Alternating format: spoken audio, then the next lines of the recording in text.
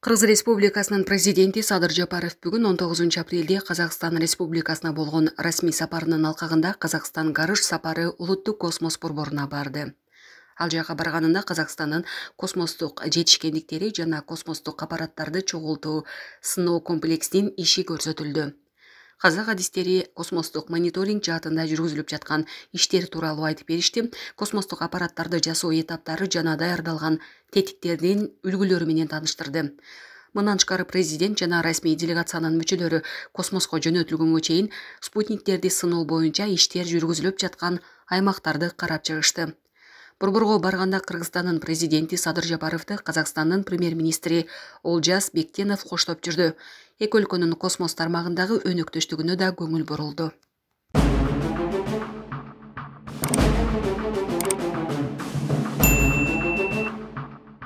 Қазақстан Республикасының президенті Қасым-Жомарт Тоқаев және Қырғыз Республикасының президенті Садыр Жапаров Қазақстан Республикасы мен Қырғыз Республикасы арасындағы одақтастық қатынастарды тереңдету және кеңейту туралы шартқа және Қазақстан Республикасының және Қырғыз Республикасының жоғары мемлекет аралық кеңесінің 6-шы шешіміне қол қояды.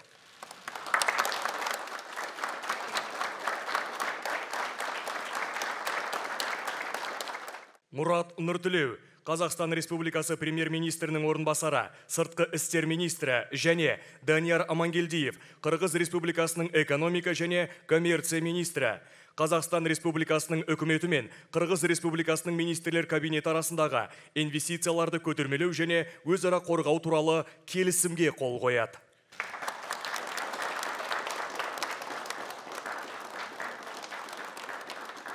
Марат Қарабаев, Қазақстан Республикасының көлік министрі және Уларбек Шаршеев, Қырғыз Республикасының шекара қызметінің директоры. 2003 жылғы 25 желтоқсандағы Қазақстан Республикасының үкіметі мен Қырғыз Республикасының үкіметі арасындағы мемлекеттік шекара арқылы өткізу пункттері туралы келісімге өзгеріс енгізу туралы хаттамаға және Қазақстан-Қырғыз мемлекеттік шекарасында автомобиль өткізу пункттерін дамыту жөніндегі іс-шаралар жоспарына қол қояды. Бағдат Мусин, Қазақстан Республикасының цифрлық даму, инновациялар және аэроғарыш өнеркәсібі министрі және Әділ Сыдығалиев, Қырғыз Республикасының министрлер кабинеті жанындағы жеке деректерді қорғау жөніндегі мемлекеттік агенттігінің директоры. Қазақстан Республикасының цифрлық даму, инновациялар және аэроғарыш өнеркәсібі министрлігі мен Қырғыз Республикасының министрлер кабинеті жанындағы жеке деректерді қорғау жөніндегі мемлекеттік агенттігі арасындағы өзара түсіністік туралы меморандумға қол қояды. Қанат Жарлапаев, Қазақстан Республикасының өнеркәсіп және құрылыс министрі және Нурдан Орынтаев, Қырғыз Республикасының министрлер кабинеті жанындағы мемлекеттік сәулет және құрылыс агенттігінің директоры. Қазақстан Республикасының өнеркәсіп және құрылыс министрлігі мен Қырғыз Республикасының министрлер кабинеті жанындағы сәулет, құрылыс және тұрғын үй коммуналдық шаруашылық мемлекеттік агенттігі арасындағы өзара түсіністік және ынтымақтастық туралы меморандумға қол қояды. Қадірлі Садыр Нұрғожаевич, құрметті ханымдар мен мырзалар, ең алдымен шақыруымды қабыл алып, Қазақстанға ресми сапармен келгені үшін Садыр Нұрғожаевичке шынайы ризашылығымды білдіремін. Бұл сапардың екі ел үшін де мән маңызы зор. Мұны көптен күткен іс-шара деп айтуға болады. Қырғызстан біз үшін одақтас мемлекет. Сондай-ақ тату көрші, бауырлас ел әрі сенімді серіктес. Екі елдің мызғымас қарым-қатынасы стратегиялық серіктестік рухында дамып жатыр. Біз қазір Садыр Нұрғожаевич екеуміз тарихи келісімге қол қойдық. Бұл Қазақстан мен Қырғызстан арасындағы одақтастық қатынастарды нығайту және кеңейту туралы шарт. Осы құжат өзара байланыстарды одан әрі дамытуға жол ашады. Екі елдің мүддесіне толық сай келеді. Яғни ғасырлар бойы қалыптасқан бауырластық байланысты сақтауға мүмкіндік береді. Бүгін екі ел арасындағы жоғары мемлекет аралық кеңестің 6-шы отырысы өтті. Жиында екі жақты ынтымақтастықтың өзекті мәселелері жөнінде жан-жақты пікір алмастық. Нақты әрі маңызды келісімдерге қол жеткіздік. Бауырлас екі ел арасында шешімін таппаған түйткілді мәселе болмауы керек деп ортақ байламға келдік. Сонымен бірге сауда-экономикалық байланыстарды нығайтуға баса мән бердік. Қазақстан Қырғызстанның сауда және инвестиция саласындағы негізгі серіктесінің бірі. Былтыр өзара тауар айналымы 1,5 миллиард долларға жетті. Келіссөздер барысында бұл көрсеткішті 2 миллиард долларға жеткізуге мүдделі екенімізді растадық. Жалпы өзара сауда айналымын қысқа мерзімде едәуір арттыруға мүмкіндік бар. Біз өнеркәсіп өнімдерін және басқа да тауарларды экспорттауға дайынбыз. Қазақстан Қырғызстанға қазірдің өзінде 195 тауар түрі бойынша экспорт көлемін ұлғайта алады. Оның жалпы құны 260 миллион доллар. Қырғыз елінің де Қазақстанға шығаратын өнімдері аз емес. Үкімет аралық кеңес пен аймақ аралық форумның жұмысын жандандырған жөн. Сондай-ақ шекарада салынып жатқан сауда логистика индустриялық кешенің құрылысын талқыладық. Оны көпке созбай, тез арада іске қосамыз деп келістік. Бұдан бөлек агроөнеркәсіп секторындағы мүмкіндіктерді талқыладық. Былтыр екі мемлекеттің осы саладағы тауар айналымы 10%-ға артып 300 миллион долларға жетті. Біздің елдеріміз үшін өнім көлемін ұлғайту, бірлескен кәсіпорындар ашу, ғылыми зерттеу институттары арасында байланыс орнату өте маңызды. Осы орайда екі елдің үкіметіне жол картасын қабылдау туралы тапсырма берілді. Қазақ инвесторлары Қырғыз экономикасының маңызды секторларын дамытуға, әлеуметтік ахуалды жақсартуға үлес қосып келе жатыр. Мысалы, Қазақстан кәсіпкерлерінің қаржысына Ыстықкөл облысында күн энергиясы станциясын салу жоспарланып отыр. Бұдан бөлек Жалал-Абад облысында ферро қорытпа зауытын салу жөнінде келіссөз жүріп жатыр. Бірлескен кәсіпорындар тиімді жұмыс істеу үшін қолайлы жағдай жасауға келістік. Осы орайда бүгін өзара инвестицияларды қорғау жөнінде келісімге қол қойылды. Оған өздеріңіз куә болдыңыздар. Сондай-ақ электронды үкімет жүйесін енгізуге және дамытуға уағдаластық. Экономиканы цифрландыру үшін тәжірибе алмасу және ақпарат саласындағы ынтымақтастықты нығайту туралы келістік. Екі елдің арасындағы алыс-берісті жандандыру маңызды міндеттің бірі. Осы орайда шекара арқылы жүк өткізу мүмкіндігін арттыру және оны рәсімдеуді жетілдіру үшін нақты шаралар қабылданып жатыр. Келесі маңызды бағыт су энергетика саласындағы қарым-қатынасты үйлестіру. Соңғы жылдары трансшекаралық су ресурстарын тиімді әрі әділ пайдаланудың өзектілігі арта түсті. Осы орайда өзара үйлесімді жұмысты жалғастырамыз деп келістік. Бұл бағыттағы түйткілдерді тезірек шешу үшін бірлескен шаралар қабылдау қажет. Сондықтан мемлекет аралық су шаруашылығы құрылымдарының жұмыс кестесін жақын арада бекітуге және оны уақытылы орындауға уағдаластық. Қазақстан барлық міндеттемені толық орындауға дайын. Сонымен қатар мәдени-гуманитарлық байланыстарға да баса мән берілді. Осы күндері Астанада қырғыз өнерпаздарының концерті, жастар форумы, шығармашыл зиялы қауымның кездесулері өтіп жатыр. Мұның бәрі ортақ рухани құндылықтарымызды одан әрі байыта түсетіні сөзсіз.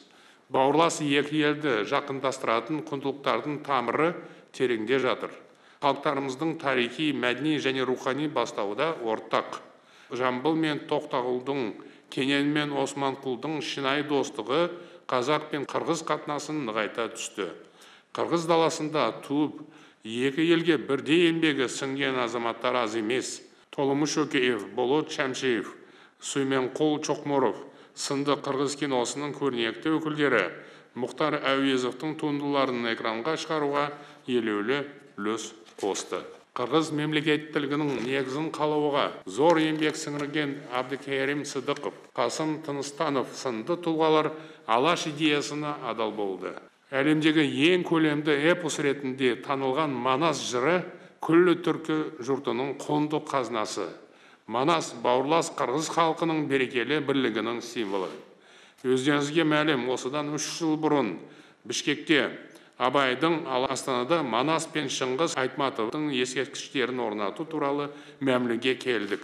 Осыған орай бүгін елорда төрінде әйгілі Манасқа арналған ескерткіш ашылады. Ортақ тарихымызға құрмет көрсетіп, Қырғызстанның мәдени мұрасын паш еткені үшін Садыр Нұрғожоевичке және барша қырғыз халқына ризашылығымды білдіремін. 2 жыл бұрын Қырғыз еліне жасаған сапар кезінде жастарымызды жақындата түсетін бірқатар уағдаластыққа қол жеткізген едік. Соның нәтижесінде Бішкекте Әл-Фараби атындағы Қазақ ұлттық университетінің филиалы ашылды. Ош қаласында Лев Гумилев атындағы Еуразия ұлттық университетінің бөлімшесі жұмыс істей бастады. Бұдан бөлек Қазақстан үкіметі қырғыз студенттері үшін 50 грант бөліп отыр. Мәдени гуманитарлық байланысты нығайту үшін жыл сайын екі ел зиялыларының форумы өтеді. Келіссөздер барысында жаһандық және өңірлік мәселелер жөнінде пікір алмастық. Халықаралық түйткілді мәселелерге қатысты ұстанымдарымыздың ортақ екені атап өттік. Әсіресе орталық Азиядағы ықпалдастықты тереңдетуге назар аудардық. Биыл Астанада өтетін орталық Азия мемлекеттері басшыларының кезекті 6-шы консультативтік кездесуіне белсене атсалысуға уағдаластық. Қазақстанның бірқатар халықаралық ұйымның төрағасы ретінде көтерген бастамаларын қолдағаны үшін қырғыз бауырларға ризашылық білдіреміз. Бүгінгі сапар екі елдің ынтымақтастығын одан әрі нығайта түсетіні анық. Жалпы бүгінгі келіссөздер біздің достық қарым-қатынасымызды одан әрі дамытуға деген ниетімізді айқын көрсетті.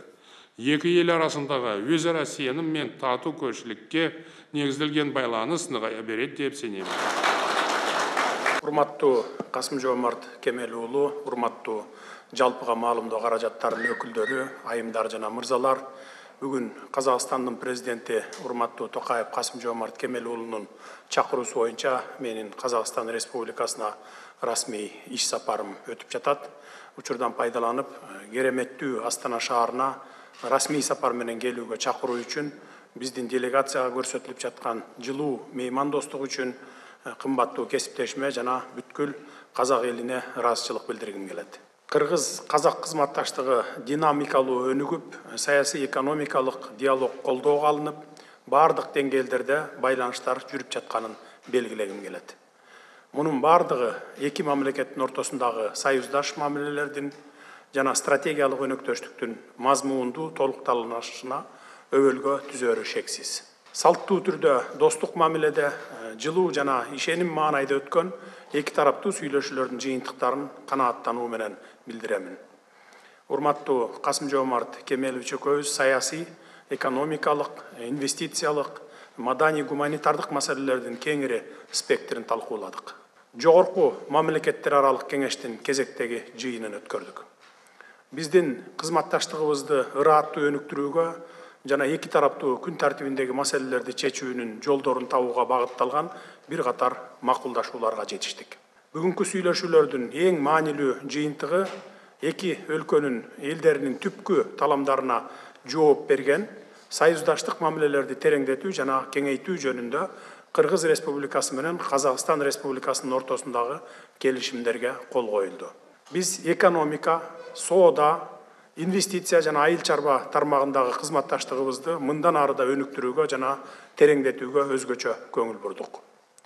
Биз транспорт жана коммуникациялар тармагында биргелешкен долбоорлорду ишке ашыруу, ошондой эле аймактагы суу энергетикалык ресурстарды биргелешип сарамжалдуу пайдалануу маселелерин карап чыктык. Бүгүнкү күндө биздин өлкөлөрүбүздүн ортосундагы соода жүгүртүүнүн көлөмү өсүп жаткандыгы кубандырат. Биздин өкмөттөр Кыргызстандын жана Казакстандын ишкерлери жана аймактардын ортосундагы кызматташтык жана түз бизнес байланыштарды түзүүгө көмөктөшөт. Туруктуу түрдө ишкерлер жолугушууларды өткөрүп турушат. 2023 жылы Тараз шаарында биринчи аймактар аралык кызматташуунун форуму ийгиликтүү өткөрүлгөн. Буюрса, ушул жылы бул жаңы салтты улантып, экинчи форумун Кыргызстанда өткөрүүнү пландап жатабыз. Жакында эле мурдагы күнү биздин өлкөлөрдүн бизнес чөйрөсүнүн өкүлдөрүнүн катышуусунда Кыргызстан Казакстан бизнес форуму орун алды.